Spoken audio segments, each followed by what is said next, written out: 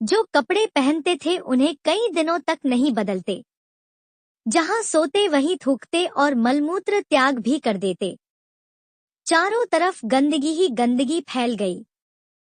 दुर्गंध के मारे उनका स्थान एक पल भी ठहरने लायक नहीं रहा। नौकर चाकर कुछ दिनों तक तो धीरज से सब कुछ सहते रहे, लेकिन कब तक ऐसा चलता? राजा के कोप की भी उन्होंने परवाह नहीं की और भाग खड़े हुए। राजा ने कई अन्य नौकर भेजे, पर सब के सब एक ही जैसे निकले। सबके लिए यह काम असंभव साबित हुआ। तब विक्रम ने खुद ही उनकी सेवा का बीड़ा उठाया। उठते बैठते, सोते जगते वे ब्राह्मण परिवार की हर इच्छा पूरी करते।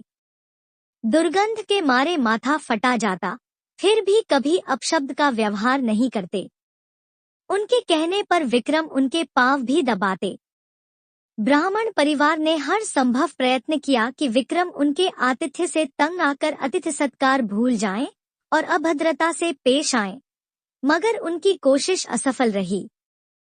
बड़े सब्र से विक्रम उनकी सेवा में लगे रहे। कभी उन्हें शिकायत का कोई मौका नहीं दिया। एक दिन ब्राह्मण ने जैसे उनकी परीक्षा लेने की ठान ली।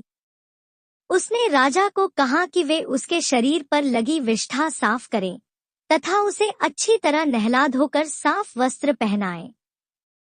विक्रम तुरंत उसकी आज्ञा मानकर अपने हाथों से विष्ठा साफ करने को बढ़े। अचानक चमत्कार हुआ। ब्राह्मण के सारे गंदे वस्त्र गायब हो गए। उसके शरीर पर देवताओं द्वारा पहने जाने वाले वस्त्र आ गए। उसका मुखमंडल तेज से प्रदीप्त हो गया। सारे शरीर से सुगंध निकलने लगी। विक्रम आश्चर्यचकित थे। तभी वह ब्राह्मण बोला कि दरअसल वह वरुण है। वरुण देव ने उनकी परीक्षा लेने के लिए यह रूप धरा था। विक्रम के अतिथि सत्कार की प्रशंसा सुनकर वे सपरिवार यहाँ आए थे। जैसा उन्होंने सुना था वैसा ही उन्होंने पाया, इसलिए विक्रम को उन्होंने वरदान दिया कि उसके राज्य में कभी भी अनावृष्टि नहीं होगी तथा वहां की जमीन से 3-3 फसलें निकलेंगी। विक्रम को वरदान देकर वे सपरिवार अंतर्ध्यान हो गए।